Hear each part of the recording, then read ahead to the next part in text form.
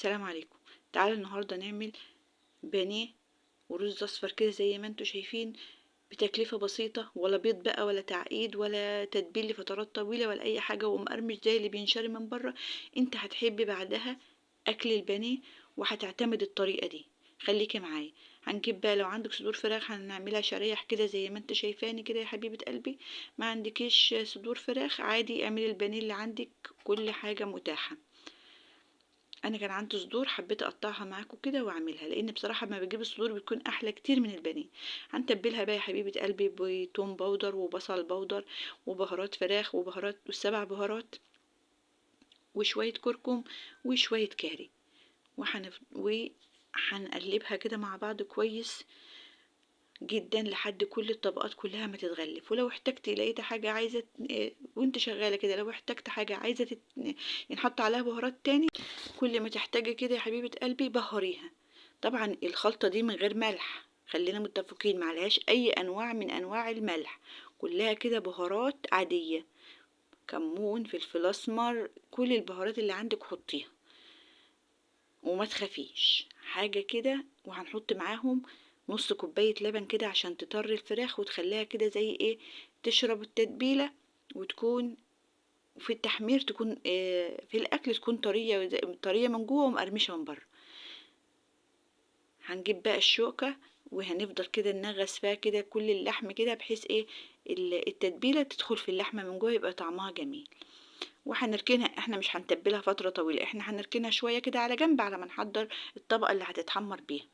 هنجيب بقى عندي بالنسبه ليا خلطه فيجيتار من عند العطار، بتكون جميله جدا. قولوا له بس خلطه الفيجيتار بتاعه البانيه، هيديها لك حاجه كده بسم الله ما شاء الله، فيها كل حاجه. وهنحط عليها معلقتين نشا كبار ومعلقتين دقيق، وهندوقها لو لقيناها ملحها مظبوط خلاص تمام. وهي غالبا بيكون ملحها مظبوط، عايزه بقى تجيبها حر عايزه تجيبها بارده، ده حاجه براحتك يا حبيبه قلبي. هنا بقى انا كان عندي شوربه من امبارح، فجبتها كده عشان هعمل الخطوه ديت. هحط في الفيجيتار وارجع احط في الشوربه لان بتديها طعم، وارجع تاني ايه اغلفها تاني. ما عندكش الشوربه ميه عادي جدا من الحنفيه، مفيش اي مشكله، بس انا بفضل الشوربه يعني. هتفضلي كده يا حبيبه قلبي تضغطي عليها في حاجه واسعه، دايما حطي التتبيله بتاعتك في حاجه واسعه، وتفضلي بقى يا حبيبه قلبي تغلفيها كده لحد ما تشوفيها بالمنظر ده، وتغلفيها كلها مره واحده علشان ما تفضليش تتعبي كده وتعملي كل دور لوحده. لا، هي كده بتغلفيها كلها مره واحده وبنحمروها بقى على طول.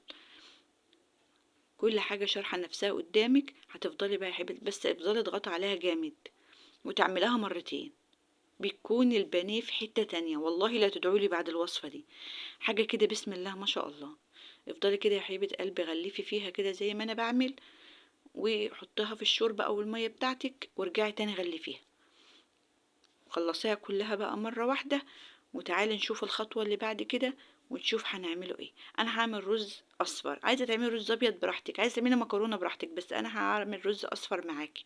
ومش رز بسمتي، الرز المصري بتاعنا عادي جدا. عايزه تعملي رز بسمتي، كل واحد حسب امكانياته.